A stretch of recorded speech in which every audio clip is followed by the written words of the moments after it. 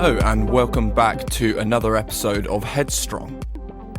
Headstrong is a podcast hosted by me, Louis Strong, and this series is all about creatives. I've decided to coin it Creatives in Conversation. On Headstrong, I talk to a variety of individuals about their lives and their careers. But most importantly, I talk to them about their vulnerabilities and the hurdles that they've had to get over to get to where they are today. On this episode of Headstrong, I sat down with Ben Bidwell. Better known as the Naked Professor, Ben is a mindset coach, podcaster himself, writer and public speaker. We had a really authentic conversation talking about his upbringing in a male-dominated household, as well as his career and path to finding his own inner peace. I think this is a really wholesome and inspiring conversation, so I really hope you enjoy this episode. And if you do, please do let all your friends and family know and leave a review if you can.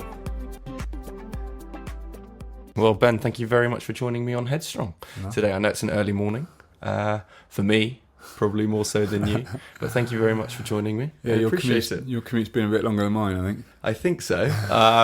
That's okay. Worth it. I've got a full day today, but it should be okay. Nice. Full day, but a good day. A full day, but a good day. And now with a cup of coffee, having a nice conversation. Happy days. I mean, the glories of podcasting means I've already introduced you fully, myself. However, I wanted to put you on the spot straight up, first thing, and see if you can capture yourself, your essence, your being in a sentence for the listener. I tried to condense it. The way I call myself is a writer, public speaker and coach. And that varies all the time. At the moment, I'm focusing a bit more on the writing because there isn't any public speaking. And like the coaching, I love. But one-to-one work I find quite heavy. I'm an empath and I take people's energy on and I love it and I love that space. But I do find as a coach, it stops my creativity in other areas. So I want to be creative at the moment. I wanted to use the downtime to be creative, to express myself, to get my head into stuff. So it's been less one-to-one stuff. And also I like to do one-to-one, face-to-face if you can. Yeah. So I just kind of felt, let's focus on this. Great. What better time is there ever going to be to write than when you're locked down?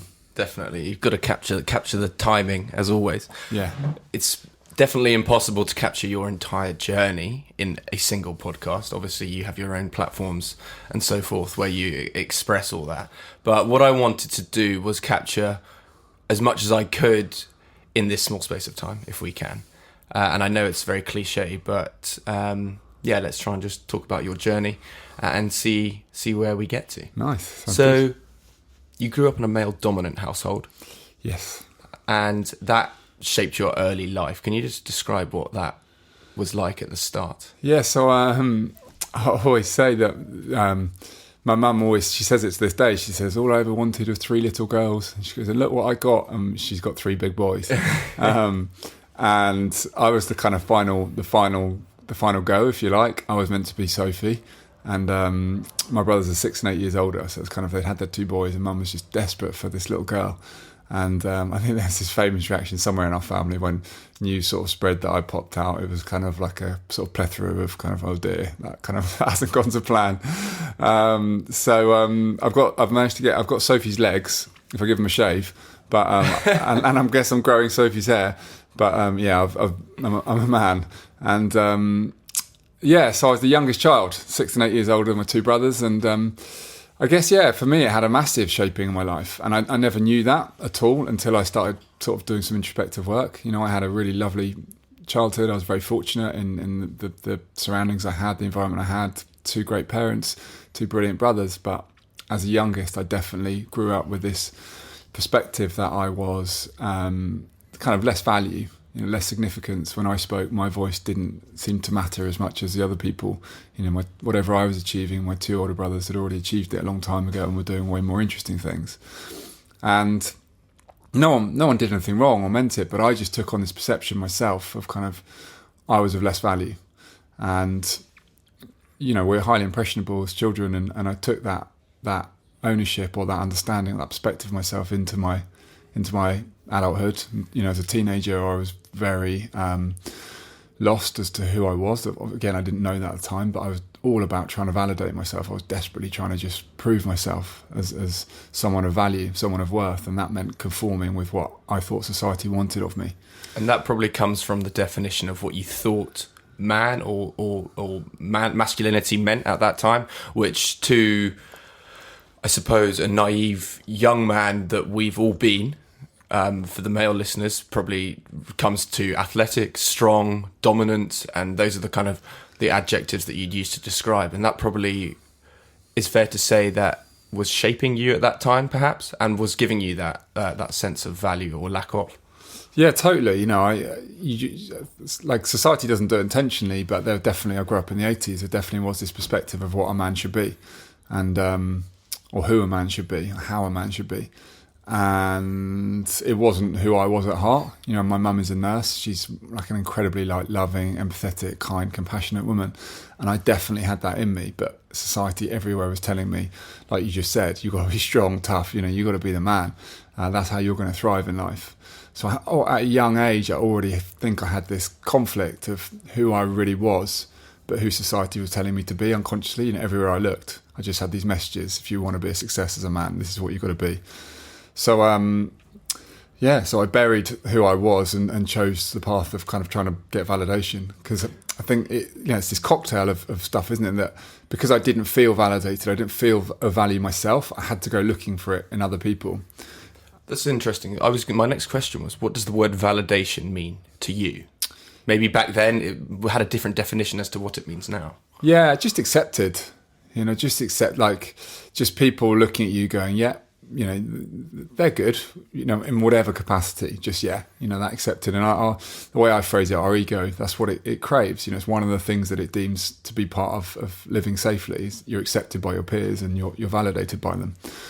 I suppose validation and approval come hand in hand as well. Yeah. But self-approval is an important journey, which we'll come on to as well. But so you were seeking that validation from others. When was there an epiphany? What was the eye-opening period? It might not have been a single occasion, but at what age and what started that journey? What was that catalyst? I mean, I was living blind to all of this until the age of 30. You know, I guess like deep down I knew that I probably wasn't very confident, but then I just was like, yeah, in fact I did. I definitely knew I wasn't inwardly confident. I always felt like I had to put a bit of an act on, you know, put the mask on, if you like, is now in today's persona language. of yourself, probably. Yeah, you've got to be certain ways, Ben, right, here we go. Like, and I say that, and I don't mean that like everyone does to some degree. It's not a unique thing. I've just understood how it worked for me, but I think we all wear a mask in some capacity. It's rare in society you see someone who's totally free to really, truly, authentically be absolutely themselves, and that might be challenging and a bit jarring for some people to listen to, and they'd probably go, "Not me. I'm myself." But I think we unconsciously don't realise quite how impacted we are and shaped we are to become something, and we become it so much that we really think it is us. But actually the truth is, underneath it, if we really were free to be exactly who we wanted to be without all the pressures of society, we would actually be quite a different person. And that's been my journey. It's been trying to, as much as I can, unlearn who I thought I had to be and really learn who actually I really am. So I know you go to the gym still now, and you probably went before that age for others' gratification, and you were doing it because that's what you thought society wanted you to look like. But you probably go to the gym now because you want to feel good, and you do it as well because it's mental meditation as well as physical meditation, going to the gym, right? Yeah, for sure. It's an interesting one, isn't it? Because I do still wonder. I'm like, what? Am I doing this for the right reasons? Is this an ego play? Am I just trying to get more validation here and all that? And maybe, I don't know, maybe that is part of it. I don't know. It's hard to distinguish, but I definitely know what it brings me so much good. So like, if it boosts my ego as well, but it fundamentally first and foremost works out for me as a person and my relationship with myself, and I feel healthy and I feel challenged, and I get so much creativity when I exercise. Suddenly my mind is clear. You're very present where you are when you're exercising, and with that, new ideas come in, I find, anyway. So there's so many benefits, but fundamentally, yeah, it's about like living in a healthy way that I feel is in tune with my values, for me personally. Does that come hand in hand with, I don't know, maybe what you eat? Yeah. Are you spending a lot of time just focusing on isolating different parts of your life and trying to improve each part of it? So, the gym, and you focusing on doing specific parts of that make you feel good. Your mental training, I don't know what we'll come on to, what you do specifically in terms of meditation and opening up to other people on social media. That's another aspect of it. And then the food aspect of it. So is it all trying to pair everything up to have like this synergy and an equilibrium between everything? It is really, yeah. I think there's loads of different ways that we can improve ourselves as a person, and I basically sort of try and distinguish between. I've got this philosophy that I try and live by that says, don't sacrifice what you want most for what you want now. And like what I want most is kind of within, like is like my deepest values, what I really want as a person, and that is kind of authentic self-expression of who I truly am. That's kind of freedom, right? When you feel like you can be in flow. That's who I really, they're like an example of my deepest values. What I want right now is I'd love to have some ice cream for breakfast, probably have another little nap, maybe whack on the TV, do all that kind of stuff, because it feels nice in that moment. But it doesn't make me feel, at the end of the day, if I live that way, I don't feel proud of myself when I go to bed. And that's, we're talking about the relationship you have with yourself now. We talked about self-love before. If I'm constantly doing what I want now, I'm not loving myself. I'm not in tune with my deepest values. So everything I try and do now is about serving myself in the best way, so that I can be the best version of myself. And yeah, I see, if I'm honest, like a lot of people would kind of call me boring and all this kind of stuff, but food for me is a fuel. It's like the fuel it's the petrol you put in the car. It's how I operate. So I'm not really one for like, I'm not bothered really about foods that taste nice. I want food that serves me well. I love a treat every now and then. I definitely do. What is your treat? I'll have dark chocolate every day. That's the best kind of chocolate. Totally, yeah. So it's finding hacks. It's finding ways that kind of perhaps you need a treat, but it's not too bad a treat perhaps. But like I said, I do love ice cream, and maybe once a month I'll eat way too much ice cream. I love like sweet. I mean, I love sweets and stuff, but I just know that if I eat too many of them, it's not serving me. But I have them as a little treat here and there, almost as a reward, I suppose. But I don't want to call it that. But also, just picking up on something that you said there, everyone has their own big journey and what they explore throughout their lives. But it almost sounds like your day-to-day life, each day is a different journey, and you treat it as such. Would I be correct in saying that? Yeah, it's just like one ongoing journey. Like it's constant. Like self-love. I don't see why I should switch off self-love. I want to be the best version of myself. Like there is balance. Like don't get me wrong. Like I think I speak to a lot of people who talk about the 80-20 rule. It's like 80%, but 20%. Like just screw it and play. I'm not seeking perfection. There is no perfection. So like 20% of the time, maybe, you have a bit of a cheat day, or, you like miss a day of meditation or journaling or whatever your thing is. But the majority, as long as you are what you want to be the majority of the time, you're setting that precedent. And that's it. And like that for me is fun as well. Like I enjoy that stuff. It's not like people say it's boring, but why is eating fast food fun and eating healthy food not fun? It's like, go and live a bit. I'm living all the time. This food is what serves me. Also, it comes down to personal, not literally taste, because I don't want to talk about food, but as in literal personal taste, because there is no right or wrong. The only right or wrong comes from yourself, and it doesn't come from what somebody else is telling you to be or do, because that comes from what society is shaping you to be. And actually, that's never right or wrong. It's what you deem to be right or wrong. Yeah. And we've all got different values. So like health is a value for me, but for someone else, they'll focus on other stuff. Like, they might be like having way more like laughter and jokes, and it might be a constant game for them. And that's great. And that's what they love to do. And that's their value. And it doesn't matter to them. They don't even think about the health aspect. And that's how they operate, and everyone's different. So totally, this is how I'm shaped. But what matters to me is me living in tune with who I am. And so one of the things that you started to do in 2017, you'd already started this journey yourself, but in 2017 you started your own blog online, probably just on WordPress, was it? Called The Naked Professor. Yeah. And you started this blog where you started expressing your own vulnerabilities and talking about yourself. Why did you choose a blog? Well, just write it. It's just writing. Like, it just seemed like an easy option. It was free. It was there. You can just write. With the internet, you can just distribute stuff easily now, right? So it just felt like something that I could own. It was mine, because I was working in a tech startup at the time, or I set up a tech startup, and I felt very out of control on that. I felt very dependent on so many other people. So here was my avenue that I could just write what was it within me on a platform that I could control.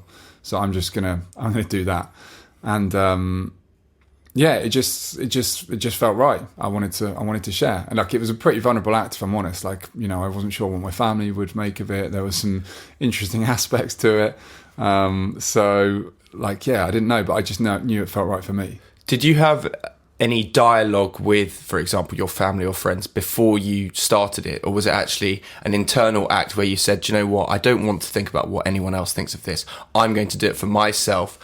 It is online, therefore anyone in the world is able to read this." You didn't put any privacy on it, did you? No. So anyone was able to read it. But so did you have any communications with anybody before you started it, or was it very much an internal decision? I did. I spent like a year or 6 months like prepping it, like writing loads in advance. I wrote loads of blogs in advance. I got loads of images that go with the writing in advance.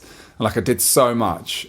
And then to the point where it's like, right, it's ready to launch now. And then I said to my mum, listen, you know, I'd sort of loosely said to her mum, I'm doing some writing and kind of expressing like a lot of the coaching that I've learned and who I am and all this kind of stuff. And I'm going to give that, I just want to express that. And so she kind of knew it was coming. And I was like, Mum, you know, I'm doing this kind of blog and I'm writing about this kind of stuff. Or just so you know, it's going to be out like next week, and this is what it's going to entail. Just so you know, I don't want you to be shocked. And I remember at that point, I remember it was on Brighton seafront, and I remember thinking like, I really hope she's okay with this, because if she's not, my life's going to get way more complicated, because this is happening. Like, I've put so much into this. I want to express myself. If she's not okay on it, then we've got a problem.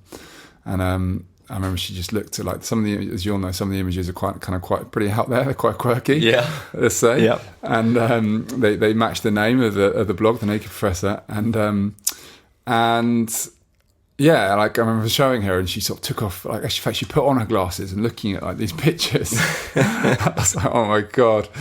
She goes, Ben, are you naked? I was like, I love that she had to put the glasses on to double check. Yeah, exactly. Yeah, God, I was like, oh God. And she looked and she goes, God, I think it's wonderful. What a way to express it. Like, she knew it was kind of, the whole naked aspect is very much about showing up emotionally and being raw and bearing your soul and like stripping away the masks that I talked about before, and like letting people see all of you, you know, not hiding anything away. So there is kind of method behind the madness of these images, but and it ties in. And Mum kind of got that, and I was like, "This is why I'm doing." She's like, "I think it's really creative, and I think that the images are really professional, and all." And kind of, and so I was like, "Thank God for that." Like, she was like, "Let's not tell Dad about it just yet, you know. Let's." And I was like, "No, that's fine." So interesting. How important is that relationship with family then? Because it almost seems like you were double checking with your mum about what you were about to put out. Was that because, obviously it's because of your deep care for your family, but what if the reaction had been the other way around? Would you still have gone ahead with it? I knew I wasn't doing anything bad. Like, I knew it came from a good place. Like, it really did. And so my integrity was in place. And if they didn't initially kind of like it or whatever, that was their thing for me, because I wasn't doing anything wrong. I wasn't hurting anyone. No, not at all.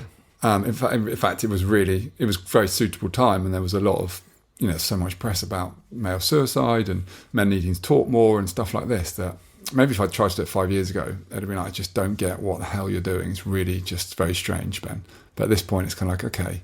So I just had that faith that I was really, in my heart, I knew this was the right thing. And if they didn't like it, like, we'll just figure it out. Like, my integrity is in place. But the one big thing with it all is that, like, they might not, like, I just had to see it out, basically. They might not get it. I didn't need them to get it immediately. I just needed them to know where I was coming from. And in time, like I just believed that they would see what I'm trying to do and the good and where it could go, and they would, and like sure enough, like within like, you know, initially Mum was a bit like, okay, like kind of she's fine and supportive. She didn't really kind of, but within a year she'd come. I got asked to do some speaking at this point and stuff off the back of the blog, and Mum was coming to some of my talks and was kind of, you know, the proudest mum in the room, sort of sitting there, and it's like, okay, this is, you know, this is right, you know, and yeah. I almost think that it sounds like they thought it might have been a phase. Yeah. Potentially at first, and actually then they realised that potentially it was actually a new journey for you, and even for them to experience and join the journey. What about just reverting back to coming up in that male dominant household? I know one of your brothers, but what did you speak to them or wait till it came out? I think like very loosely sort of spoke to them, sort of. In fact, my oldest brother lives in Australia. I don't think he sort of really knows anything about it really now to this day, honestly. He just sort of gets on with his own life. So I don't really know what he knows. I don't really know what my dad knows, to be honest with you. My other brother, who you know, kind of knows about it, and I think kind of each day maybe I think he might be softening. I don't really know. We don't really speak about it because it's kind of quite foreign to him. But each day mental health is discussed more and more, and I think he perhaps thinks, you know, maybe not totally my bag, but I know there's some good behind it. So yeah, I don't know. Like I still feel as the youngest brother, that I still feel like they feel like they need to lead. As my older brothers, they should be showing me, and if their younger brother's interested in this, then this isn't a path that they follow because they need to be the leaders. And I kind of, that's my own thing going on, but that's kind of what I feel. So I feel like they're a little bit hesitant about my journey because they're not on that path and they don't want to follow their younger brother into it. Sure. No, that does make sense. I think maybe from the brother, one of the brothers that I do know, he is, you know, he's in mighty good shape, of course, and you know, he maybe does lead by a different,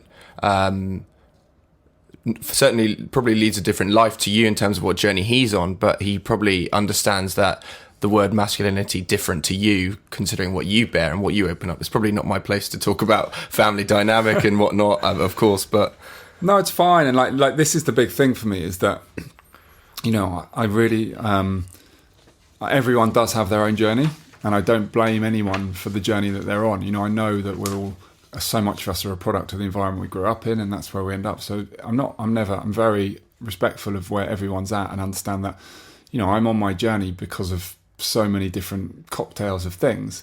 Like I can't expect everyone else to see it the same way as me, you know? So yeah, that's an important part for me. You can get kind of quite, I guess this is a sort of spiritual journey. You can get kind of quite egotistical about being spiritual, and then when you know everyone else should know, and you need to force it and become a preacher and all this, and that's really not what I'm about. Mine is for me, and I share what I share for anyone who it resonates with. And if they don't, I don't blame them. I'm not saying they're wrong or they're doing it, you know, wrong. They're just doing it different, and that's their path. And everyone's allowed that difference. Everyone's allowed that. Yeah, absolutely. So with your blog, The Naked Professor, as you said, it came from this photo of you bearing all for everyone to see. What was that first? You say obviously you must have taken that photo before you'd come up with the concept, right? Yeah. And then you were probably flicking through your phone, photos and whatever. And what made you realise that actually The Naked Professor, perfect? You've talked about, you know, it's about stripping back the masks. Did you have that epiphany, and you saw it and you were like, this is going to work? This is exactly what I want to express. Yeah, totally. It's so weird. Probably sat at this table where we're sat at now, just kind of thinking, I know what I'm trying to write about here. I know what I want to share, but there's got to be some kind of hook. There's got to be some kind of something that takes people into this writing, because everyone's sharing a message online at the moment. Everyone's got something to say. Why mine? Why is mine interesting? And that picture, I was with a friend in Yosemite. I mean, it was probably kind of like lads, you know, having a bit of a laugh, taking our clothes off in this beautiful valley, and kind of, it was all kind of a bit of a joke, and there was no meaning behind it, you know, it was just having a laugh. But yeah, when I saw that picture, maybe I was looking for some kind of inspiration, or I was open-minded, and I saw that picture and I just thought, you know what, that picture actually represents so much of what I write about, and it captures attention, it captures people's imagination. Like, people notice that picture. You know, when I posted that on my own private Instagram page years ago, that got way more engagement or people talking than, have a breakfast, or me walking to the shops, or whatever it was, your usual stuff. So I was like, there's something in that's a hook, and it represents my message. So let's just piece this together. And next thing I know, like, I'm going on this crazy journey, just trying to repeat that picture in central London, thinking, what the hell has my life come to? So as you just said there, you started to bear all in London, and you started in bringing it over. You started doing some of the photography over here, but that journey from starting the blog to fast forwarding a little bit to your podcast, what was that timing between starting that to, obviously you met Matt on a plane, on flying out to Ibiza, but what was that timeline? Yeah, it's so strange. It was all kind of seamless. Everything happened at the right time. So I think I probably, my blog was maybe like 3 months in. So it just sort of got up and running, and then kind of just something. It was something there. It was not established, but it was going. And then I had a wedding in Ibiza, and sat on the plane, and it was only 2 seats on one of the aisles, and it was just happened to be me and Matt. And I remember sitting there, and kind of we were just chit-chatting generally, never spoken to each other before, but going to the same wedding, so we had a common purpose. Okay, this makes sense. Yeah, so we were just sort of chatting generally, and it was a real, like, do I say that I'm doing my blog? Is it like, are we talking about this or not? Like, it's a bit kind of taken the wrong way. It could like completely like blow this conversation very in a strange direction if he doesn't get it. And I just felt inclined. I just said, yeah, well, funny enough, like, he said, what do you do? And I said, well, working on this tech company, but this is my real passion and this is what I'm doing. And told him, and he's like, oh, well, I'm a mental health ambassador for Mind. Like, this is my passion. This is what matters so much to me too. And suddenly we had this conversation that opened up. And then when we got back, I said, Matt, I really want to start a podcast. Would you mind if I interviewed you? And interviewed him.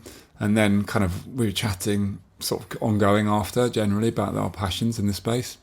He was like, Ben, I really want to get into and do more of this stuff. And I was like, well, do you know what? I think we can talk about this all day long. We can everyone always have chats about collaborations. Unless we actually figure out something now, like, it's never going to happen. So I've got an idea. Why don't we do a podcast together? And then next week we had a meeting with a production company, and then soon after that the podcast was up and running. One thing led to another. Yeah. What was the air date of that? Your first Naked Professor podcast? I can't remember myself. No, I was looking last night. I reckon it was about a year and a half ago. So I reckon it was the end of 2018. In fact, I'm sure it was towards the end of 2018. Yeah. What were your first thoughts with the blog? First of all, what were you intending for that to happen? Because you said you were still working at the tech startup. What did you want? Did you want that to become your full-time career and journey, despite it just being a passion at the time? Like, I had a wild vision that I was like, listen, if I could do this really well and I put my heart and soul into it, I just wonder if maybe at some point I can write a book. That was all I kind of had, but I was like, the rest of it will just be what it is. But I just thought, if I show up authentically and vulnerably, maybe something like a book will come out of it. Who knows? But just every day I was working on it, and I just knew this was my passion. I could feel like how light and easy it felt to be writing about this stuff and sharing about this stuff, how heavy and draining it was working on the tech company each day. It just got more and more and more. And I was like, do you know, it's reaching the point where I can't give anything more to this tech company. Like, I don't have any energy to give to it. And all I want to do is focus on this blog. So, like, I don't know where it's going, but I can feel it's something for me, and it's my purpose, really. And as we talked about there, timing is a magnificent thing, and you met Matt, and then, of course, the podcast came out. Obviously, Matt is somewhat in the public eye for his other experiences and what else he does in his life. But his passions lie in mental health as well. That immediately probably thrusted the Naked Professors up and up and up, and your audience started to grow. And what's your main demographic, and how have you seen the people reaching out? What's the kind of the individual or groups of people that come to you to listen but also engage in conversation with you? I don't know, to be honest with you. I really don't know. It's just like, it's for anyone who's interested in kind of learning a bit more about why they are how they are, and just having open conversations, and it making it okay to talk and being okay to not be okay, which is the cliche, and we live in a world that's constantly saying we need to be happy, and suddenly here are two guys and guests saying, even like celebrities, high profile celebrities saying like, it's all here on paper, but actually this is the truth. Like I struggle with this and this is a challenge and like it's not all perfect and this is what's going on. Suddenly like it just makes it all a bit more normal and a bit more relatable, and the average person at home thinking, gosh, well, I'm down in the dumps, everyone else seems to be happy all the time. Actually, you're not on your own, and you can get out of it and you can move forward and it's okay, and we can talk about this stuff, and we all know that when you do talk about stuff, it gets lighter. Suddenly it's not wrapped in shame, stuck inside your body, kind of eating you up. Suddenly you're not so judged anymore because it's out there, isn't it? When you own your flaws, no one can hold them against you. So it's just a space for anyone who just wants to have a light-hearted listen about mental health and who you are and why you are and how you feel. You do find as well, particularly like when you speak to somebody that you probably don't necessarily know quite often, the people that do come on to your podcast and mine also, I don't know them necessarily, but I know that maybe one time they've talked about something and you want to dive in a little bit deeper. What's it like when they actually start to open up with you? Because as you say, you like to have the face-to-face conversation, and then they start to express their vulnerabilities and really show the kind of the rawness of who they are and what they actually feel. What's that like? What's that experience like in the room? Powerful, just sit, like having spent 30 years of not going beneath the surface, but probably desperately wanting to, as I said, having that kind of compassionate side to me that I didn't feel I could express as a man, burying that, to now be in a space where I get to sit in these rooms and have these conversations where people just really let me see them by really showing their truth, like the vulnerable stuff that they wouldn't talk about generally. This is connection for me, and I've learned what connection can give you and how it can make you feel. It makes me come alive inside. It makes me feel. Brené Brown says connection is about feeling seen, heard and valued. And it's like in that room, we all feel seen, heard and valued. We all sit and we listen to each other and we share what's inside of us and we value it. And so often in society, we don't, that's rare. Like everyone's kind of trying to shout their own victories, or they're not really listening. They're on their phone as you're talking. Like you're not seen, you don't share like your truth, you're wearing a mask. Like there's all this hiding, and that blocks connection. Thank you so much to Ben for that first part of this episode of Headstrong. Join us on part 2 where we carry on this fantastic conversation. Welcome back to Headstrong.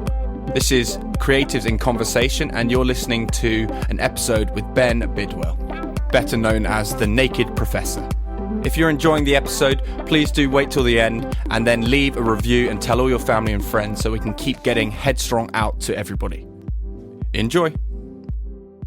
How do you and Matt go about choosing your guests, and obviously the production company? How do you go about doing that part of the research and getting who you want to come on? Because it doesn't necessarily matter whether about the blue ticks, the amount of followers. It's about the authentic conversation that you want to engage in. Yeah, I guess it's been a bit of a balance for us in that Matt bought that kind of, sort of razzmatazz kind of public eye stuff, and because you want exposure, you want people to hear your message, you want to be able to share it, and so it's been a bit of a balance really, in just choosing people who think had a really beautiful message to share or something that we wanted to uncover. Actually, one of my favourite conversations was with a guy called Jim Hamilton. I don't know if you've come across Jim. No, I haven't. So Jim's a rugby player. He used to be at Gloucester, so I mentioned. I should. A while ago, a long time ago, and well, not a long time ago. I don't want to be unjust to him, I heard he's got a rugby podcast. And I heard him just mention mental health on the road and saying how he wants to talk more. And like one of our big things is we want more men to talk about this. And Jim is 6'8", tattoos. He was like the tough guy on the rugby pitch. He's like, if we can get him to talk, that's a pretty good precedent. But we didn't know what we would get out of him. And so I just chucked out a message and said, Matt, what do you reckon? Like, Jim, like he talked about this. Should we just see what happens? And it turned out to be this amazing conversation. When he walked in the room, I remember he sat down and goes, listen, lads, don't know much about mental health, but I'm up for a chat about it. And it's like, okay, well, let's just see what happens. 10 minutes later, he was talking about his relationship with his dad and how like he'd always strived for his dad's validation, and that led him to his dad was special forces, and that always told him as a young kid he needed to be tough to get his dad's validation. He had to show his dad how strong he was. And actually, like in that conversation, we saw this just really kind, soft, open heart that was always there in him, but he'd had to play this persona of the tough guy on the pitch, and now he's retired. I think he's kind of becoming much more playful and open to that space. And it was like just that space there, sitting in that with this guy who was kind of a lot of the time he was saying, I've never said this stuff, I've never talked about this stuff, but this is kind of what was going on. And you were just like, it was like a privilege. But sometimes you don't get it so right. You know, sometimes you think someone's there and you can't quite get under the surface. You know what it's like, I'm sure. We're not quite getting there. We're not quite getting there. Yeah, I mean, it's difficult because you know what you want to get out of it and what you want to talk about, but you need that person to be willing and open to do it. And sometimes it's not the right timing, and that's totally fine. Yeah. Because I know that one of my guests from season 1 said to me before we started it, he said, I don't want to talk about this. And I said, that's absolutely fine, we're not going to. But now he's writing a book about what he wants to talk about. I'm not going to say who or what it is, but that book's going to come out next year. About what he does want to talk about. So it's about finding that timing in his own journey, I guess, to talk about what he needs to share. Everyone's got to be ready, haven't they? Yeah, definitely. Most people aren't ready at all. Not at all. That's a really. I'm going to have to listen to that on the train home. Oh, it was a real nice one. Like I want to listen to it again actually because it's been a while. How do you feel listening to yourself back? It's weird, isn't it? Initially, it's weird, and then now it's completely normal. Completely normal. I'm blabbering on all over the place. I can't help but listening. Oh, shut up, Ben. But yeah, like first few times, no one likes their voice, do they? Not at all. Like, do I really sound like that? Is that me? God. But it quickly becomes normal, and like anyone who doesn't like listening to the sound of their own voice, it will become normal very quickly. And like, stop judging yourself. Honestly, like no one likes the sound of their own voice. Just you'll get over it. You've got to just not. Yeah, again, it comes down to not judging yourself on. You know, if I'm hungover, I'm happy to go do something. You know, have a cheap meal, but the next day I'm back to normality, living my life. Yeah, and that's allowed. It happens. Things happen. God, yeah. I have a couple of things that I wanted to talk about, just about your lifestyle, because I know that things changed probably quite dramatically from when you started to go on this new journey from leaving the tech startup and whatnot. So, but starting particularly with your waking up in the morning and what you do, because you said, you know, I arrived here at 9 a.m. and you said, oh, that gives me time to do my morning routine. I was just curious as to what, you know, how you start your day to get in that mindset that allows you to be positive and allows you to be you. Yeah, totally. And do you know what? It's interesting you say that, because like I don't really set up my day to be positive. If I'm honest, I set it up just to be authentic and to do what feels right for me in that day. So I've got like about 10 different things that I rotate in the mornings, not on like an order, but I wake up and what feels right to me in that morning. What do I need today? And sometimes it's creative writing, or really just invest. Like when you wake up, your mind is very clear, and I often have kind of quite strong intuitive feelings through the night as I'm sleeping. So I try and capture some of those things and just write and just let it go, whether that's whatever it is, but stuff that's come to me. Other times I use this red light therapy. Like red light's meant to be really healthy in lots of different reasons. So I sit, and that's kind of also alongside like meditation. It's quiet time for myself. Meditation can have a bit of connotation. So I just time to me, and I sit there with the red light on me. Like dance, like self-expression. Like sometimes I need to play. You know, like the space that we're in, even like this conversation, I'm conscious that it's quite serious, you know? Yeah. And I'm like, it's like, I'm well up for conversation, but I need to play like at times. So just in my, you know, own space, in my own, like just move and like however it feels right, and play and be stupid. And sometimes I force laughter. Like I look at myself in the mirror and just spend like a few minutes, a couple of minutes, maybe of just making myself laugh. Stretch, like another one. Like I've got a routine of stretches that I have to just, like if I feel like I'm stiff or I need to just, you know, have, again, it's all like virtually all of it is quiet time. But there's all these different aspects, and I don't set myself a routine of what I have to do, but I'll always have like a good hour every morning to myself that sets up my day to be in tune with who I am that day. Yeah, it's all about giving yourself your own time. Giving myself my time, yeah. I'm lucky in that my commute was from my bedroom to my living room. Yeah, sure. So like that's my commute, and I'm fortunate with that. Lots of people do commute, but I also like listening to like things that inspire me. Something that. Are you a big music man? Yeah, like recently, yeah. Like music's something that's really... Spotify's changed my life. I'm way behind. Absolutely. Way behind. But it's amazing. It's amazing. Like I'm an empath and I feel, and like music to empaths, it's really powerful, and it's been massive for me in lockdown. Like I've had some beautiful times. You can see my terrace. I just sit out on my terrace. The sun comes round and just listen to music, and I'm like, I do not need anything else. Perfect. Like I love music. What's on the playlist at the moment? Oh, like just whatever Spotify finds me. Oh, really? Yeah, You're happy for it to just lead you astray and see what happens? A lot of the time, yeah, because I'm constantly growing and growing it. So I have a list, and then I go to like what it suggests and just see what it finds, and then just add and add and add. And so I've got like a 2020 playlist where I'm just adding songs into it. Yeah, it's the stuff that I've never heard that Spotify just finds me.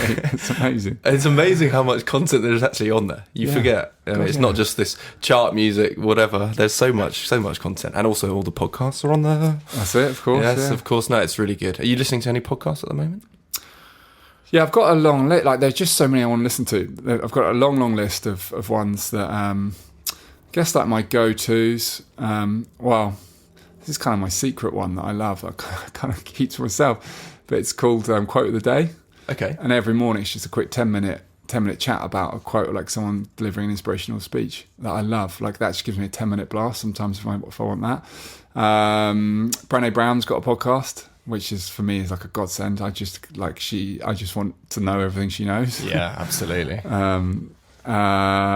Lewis Howes keeps things pretty... I'm not a huge fan of Lewis Howes, if I'm honest, but he keeps things pretty simple. I don't know if you listen to him. I haven't, no. He's American. He just kind of keeps it kind of... He's like you and I, similar kind of character to you and I. Sure. Just keeps things simple. But yeah, sure. Someone like thought leader, the world's thought leaders. And I know, I mean, looking at the word play... I mean, I listen to some podcasts actually now as my downtime and my wind down time. And just something to have a laugh at as well, as opposed to constantly watching a screen. I really, really enjoy just like sitting on the train. In fact, I was walking down the street, and I was listening to a good podcast. I was listening to Off Menu with a couple of comedians, and I was just laughing down the street, and people are looking at me like, "What are you doing?" But I don't care what people think of me, and what I look like. I'm enjoying myself. I'm using this opportunity to have a laugh. Totally. Yeah, it's important, isn't it? Yeah, definitely. Other parts of your lifestyle. I don't know if you want to talk about this or not, but what your relationship now is with alcohol. Yeah, happy to talk about anything. So my relationship with alcohol's given me some of the best times of my life, like holidays away in the sun. I'll never forget those times. So alcohol's done brilliant things for me, but recent times it's probably changed a lot. A lot of my friends now have kids, and it's not kind of those days where you just meet up and have a few drinks. And kind of through that, I've just learned that actually alcohol doesn't really serve me. Like, as I step back kind of from doing it, I'm like, actually, I don't think it really serves me. So for me now, I'm just like, every now and then when it's something that it's a good party and like alcohol can bring some, a bit of a looser atmosphere and everyone just relaxes a bit more, then I'm in. But generally day to day, like I didn't drink for the first 6 months of this year. Really? Not a sip. No. Wow, that's amazing. And do you see that as like a, an achievement, or are you actually just like, that's just another day where I'm just cracking on with things? It wasn't a conscious choice. I mean, 3 months in lockdown. So of course. That made it easy for me because I'm not a casual drinker. And then the first 3 months, I just was like, basically the other priorities have come into my life. Like, alcohol provides short wins, but it's not, I talk about don't sacrifice what you want most for what you want now. Alcohol is what I want now. It's a great fun party and it's instant gratification in that moment. Brilliant. The next day, I don't feel proud of myself for what I've achieved often. In fact, often the opposite. Exactly. Sure. Whereas what I do love is getting up and, I'm writing a book and I've got all sorts of opportunities around me. And for me to be able to grow as a person and spend my day in becoming better, that I'm like, wow, that's cool for me now. So I just prioritise that ahead of hangovers. Definitely. I mean, you just mentioned it there. Let's talk about your book and your writing, and also potentially this platform that you're going to bring to fruition thanks to lockdown. What is Ben up to behind the scenes? There's been a lot of behind the scenes in lockdown because it's all pretty much behind the scenes. But Yeah, so I've always wanted to do something online. Like it's a brilliant business to be able to do if you can bring an online program out. But I'm also conscious that it's a bit kind of cliche and everyone's doing it. But over lockdown, I just brought a community together of people who were perhaps lonely, like they didn't live with other people, or they were in lockdown. And invited them just to join me in a space where we could just share our emotions openly. No judgment. It's a very safe space. All emotions are welcome. I always say, so good, bad, ugly, celebrations, disappointments, whatever it is you're feeling, let's just sit in the space and share and talk about it. So I created that space where I just did that and it gave people that safe space.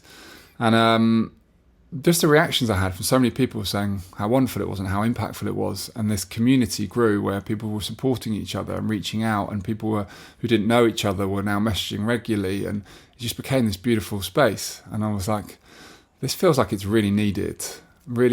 So I'm gonna actually do something and really create a space for these people to do this properly, not just through on an Instagram live. So I just got this vision of I'm building this platform at the moment to create a safe space for open-hearted people to connect and share how they are and what's going on for them, and to not be judged, and to know that space is a safe, sacred one where other people are feeling in a similar way, and they just want to connect. We have this conversation, it's powerful and it's nice, and we see each other and we can connect, like there's no judgment, I'm very, very comfortable with that. But you can't do that everywhere in society, and for a lot of people they want this, but it's not accessible.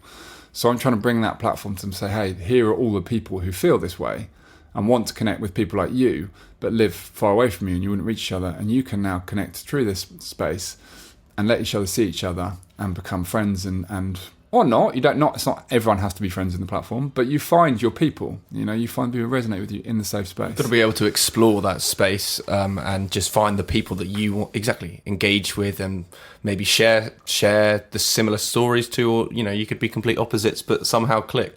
Totally. I mean, that's the glory of an individual, I guess. Absolutely, yeah. So that matters to me. Like, connection is the biggest thing that I've learned. We talk about mental health. If you're connected, if you allow yourself to be seen, and you can really go there and be vulnerable enough to connect at a deep level with someone, that's a pretty solid starting grounding base for good mental health. And I think after lockdown, I think it's going to be a really, really important platform for, as you say, people who have been living on their own and have been finding challenges, but also just a new platform that, it sounds unique. I know that you say that there are places out there to do it, but it's your community that you've grown, and therefore they'll feel that feels unique to them and to you, of course. Yeah, I hope so. I've been fortunate in creating, there's a beautiful community around me on Instagram, just like I see it all the time, the comments and stuff, and it's like they're all crying out to be connected. And I'm like, hey, let's do this. The naked professor shall serve. Exactly. It sounds a bit dodgy, doesn't it? But I'm sure some wouldn't say no. Who knows? I wanted to ask you about this, because as your kind of newfound role as, a public speaker, a writer, a mindset coach and whatnot, you must therefore encounter a lot of people and talk to a lot of people coming to you seeking advice. Do you ever feel the pressures yourself because of what people are asking you, thinking that you hold the answer to their problems?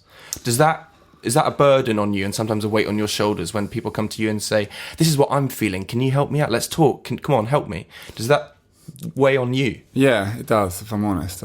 It's hard, but I don't... I feel bad saying that, because the messages that I get are way heavier, and I'm in a very privileged place. And I get these messages, but I'm like, I can't serve. You can't help everybody. I have to recognise that myself. And I do get a lot of heavy messages, and a lot of people need help. And the thing is, I can't just spend all day, every day, just answering messages. Then I'm not growing, and I can't serve people from that space. So you have to just find this balance. Like, I'm way, way behind on my messages, but it's me. Like, what am I meant to do? A book doesn't get written by answering people's messages, and an online program doesn't get made by answering people's messages, and I can't get on my life. So it's really hard. At the same time, you feel the challenge. You're like, this person desperately needs help right now. So it is a constant battle. it's one that I have to accept by being kind to myself and say, listen, I won't be able to serve all the messages that I get, and I have to accept that and just do my best and show up the best I can. It's a delicate balance between selfless and selfish. Yeah. Because as you say, you've got to give yourself your own time to grow and work on your own projects. Otherwise, where are you going to lead? You could end up in a deep hole yourself. Yeah. Because as much as you want to help these people, and I know that you'll want to be the individual to help them, there are other avenues to continue exploring. And of course, when your book comes out, when this platform is out, there are more opportunities. So it's finding that balance. You're right. Yeah, it is. And hopefully, if I write this book and get it out there in the end, which is ongoing, but it's like there is a resource. It will cost £10 or something. If you read that, so much of what I know is in that book. It can help. Or like the podcast that you're doing, hey, listen to this podcast, this person might relate to, you might relate to this person. I think that's what's interesting about podcasts, because there are now just so many in the world. But if you find one where you even find something slightly relatable, it allows you a connection. As you say, you deeply do connect to whether it's the host or the guest coming on, because I know that people click on because of the guest or whatnot. But if you find, just even a simple conversation engaging, and you come back once a week to listen to that can always be an extremely helpful platform. Yeah, and it's free. And it's free. Accessible to everybody. Yeah, exactly. There are so many free resources. I think this is... not to be rude to people, but we so often look for the easy option. It's like someone tell me, or even like with the Black Lives Matter, I totally get it. Some people like, stop asking us for education. It's there for you. Like, stop leaning on us. And all of us need to take some responsibility. The internet provides so much information, so many talks, so much. And I know it's hard. That's almost the hard part. Where do I start? But you're just leaning on other people to do the hard work for you. When we can all take responsibility. When it comes down to it as well, do you have somebody that you lean on, seek advice from? Who is that? I mean, you probably have multiple individuals who you talk to, seek advice from, like your mum probably, you definitely talk to. I know that you've done a podcast with your mum before, in fact, a couple. Yeah. And you start conversations with these people. Who are the people that you seek, support and advice from yourself? Because, we're all human at the end of the day, and you need to have empathy and love and support from others. Yeah. Totally, yeah. And I think you're right. I totally get love and empathy and support from my mum, but no disrespect to my mum. She's not providing my my education on that. No, of course. She won't mind me saying that. I'm teasing her a bit because that's what we do. But it's a common thread in our family that we hope to get our dad's brains and our mum's kind of love and empathy. Sure. And we all have different traits, don't we? But yeah, I do. I have some people I can lean on. I still, being totally honest, for me, I still feel like I would love to still meet a kind of a mentor figure that I really kind of connect with, and we share a similar kind of passion and vision, and perhaps they've done a lot of their work and they want to kind of see someone else step into their shoes and kind of guide them and offer a senior opinion. But it's so hard to find, so hard to find, but I would love to meet someone like that in my life. I have to be honest. There are a couple who kind of I can lean on, but they've got their own stuff going on. Of course, yeah. So it takes someone in a very special place who wants to give that to someone. I'm very conscious of how busy you are, but you are like obviously a very inspirational individual. But so I'm very cautious of how often I do message you. But you've got to understand that I genuinely look up to you very much, and I very much enjoy. When it pops up saying the Naked Professor is doing a live, I'm going, yep. Let's quickly check it out as long as I'm free. And yeah, it's great to have this conversation with you especially. But yeah, I really appreciate that. Thank you. And I really, really do. And I'm conscious. I'm not good at messages, but again, it goes back to the same thing. Like, there's never anything personal. Not being able to reply to people all the time. It's you just can't keep track. You have to favour yourself first in what I'm trying to do. But no, I really appreciate that. Thank you. From mentors to heroes. Was it this year, or was it the end of... I think it was this year, where you had the opportunity to meet Johnny Wilkinson. Yeah. And you had the opportunity to interview him in front of a large audience. And that is a pretty surreal experience when you actually do get to meet your heroes. Of course, for those who don't know, if you've been living under a rock since 2003, Johnny Wilkinson, won the World Cup for us in 2003 and is probably one of the greatest rugby players to have lived in the UK. And it's fair to say he's one of your heroes. I'd say so. When you did that interview and that opportunity came around, it's very difficult from a personal perspective to hide my own emotions in terms of nerves, anxiety, but excitement and whatnot. What were you feeling when that occasion was coming around?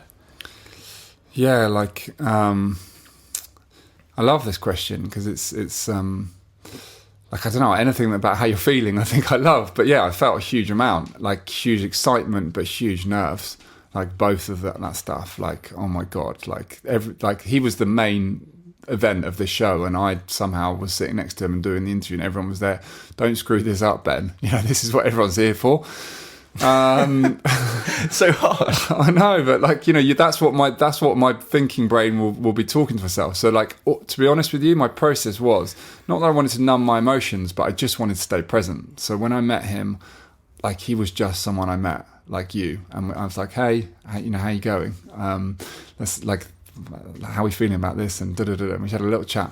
One thing I did say to him, and this is one thing I really enjoyed doing on the podcast, we check in and say how we feel.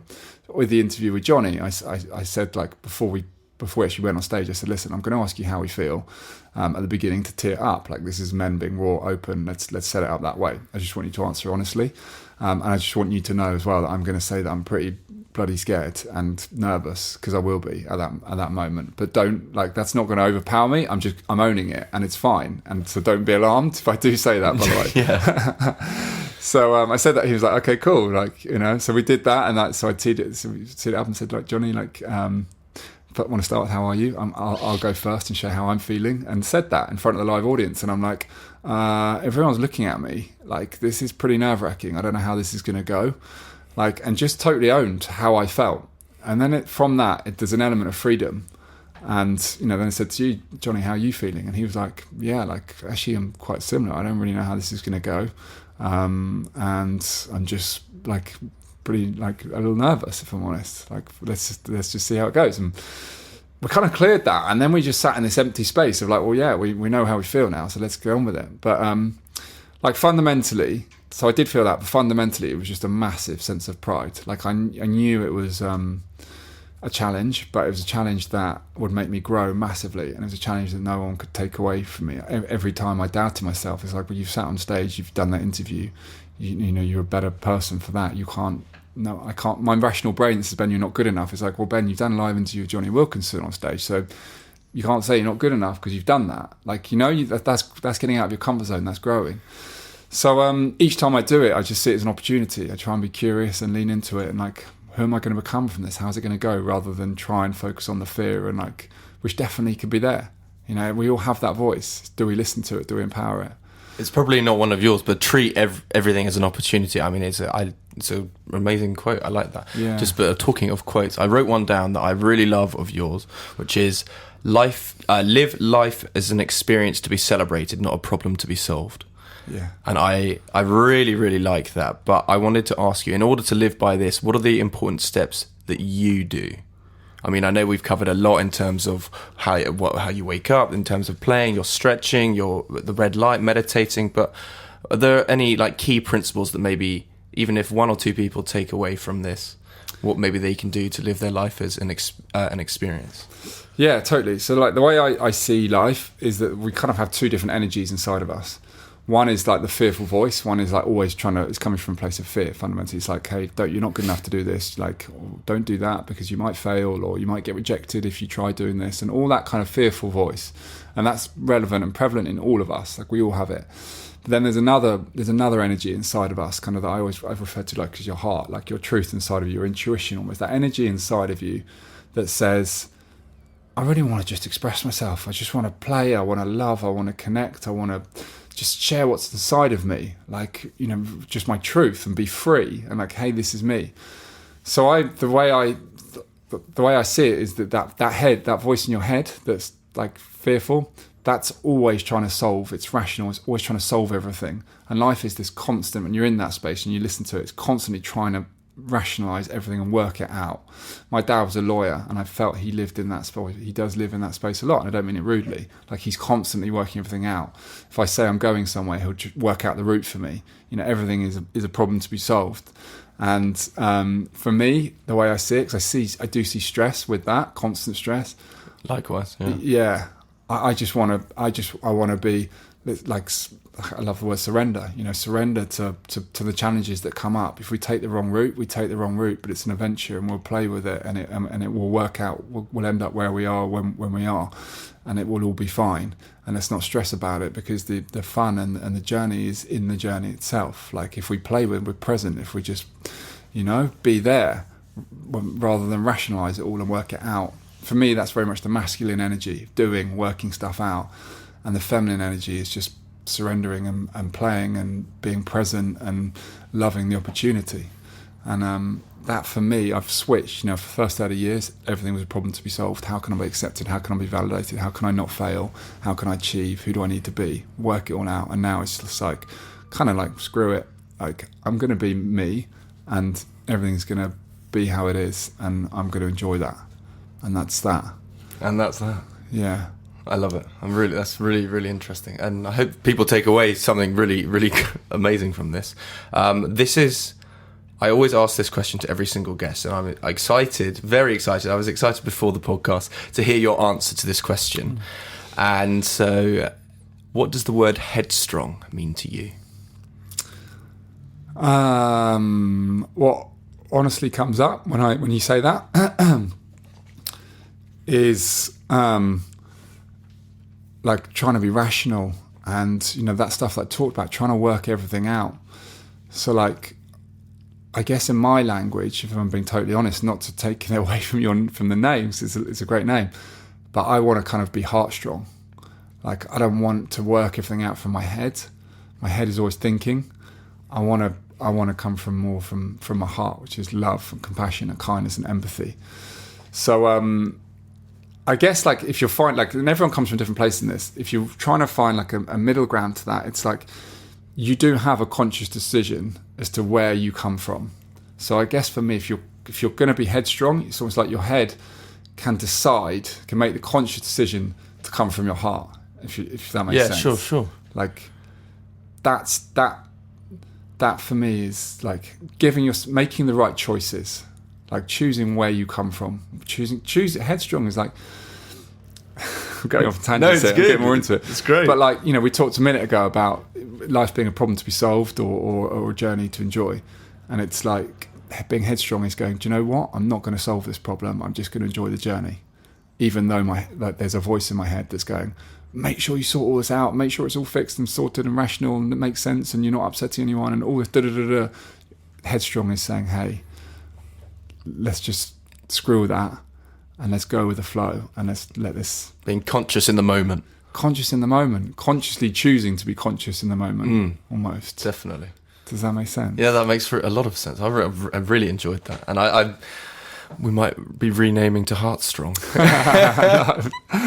No, it's like everyone's got a different interpretation of how to see all this stuff. That's why I asked the question to everybody, because, Yeah. I mean, as I was just talking about yesterday to somebody, I mean, traditionally the word headstrong has negative meanings towards it. And so I was just, it's so interesting to hear everybody's interesting kind of definition of it, because it's very much kind of words that come around of robust, confident, strong, but actually to be headstrong, you have had to already experience vulnerabilities, I think, to get to your point of being headstrong. So it's very much an interesting, well, everyone has a different opinion of it, but I think being headstrong is a journey. You're not born headstrong. Being headstrong is something you develop. Yes. Certainly from my interpretation of it. Yeah. But yeah. I hear you. Nice. Yeah. Well, Ben, thank you so much for coming on to Headstrong. I really appreciate it. And I best of luck with the book and the online platform. I look forward to enjoying it myself, hopefully. Oh, thank you very much. I really appreciate it. It's lovely to finally connect. Yeah, absolutely. There we are.